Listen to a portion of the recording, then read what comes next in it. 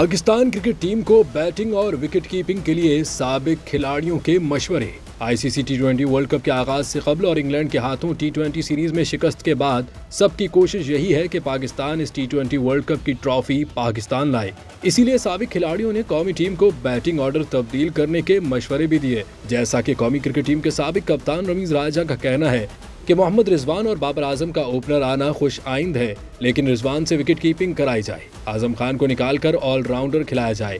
दूसरी जानिब साबिक कप्तान शुएब मलिक ने कप्तान बाबर आजम को वर्ल्ड कप के लिए अहम मशवरा देते हुए कहा कि वो वर्ल्ड कप में ओपनिंग करने के बजाय तीसरे नंबर पर बैटिंग करें, क्योंकि उनके ख्याल में पाकिस्तानी टीम को मिडिल ऑर्डर में ऐसा बैटर चाहिए जो स्ट्राइक तब्दील कर सके और बाबर उसके लिए बेहतरीन ऑप्शन है।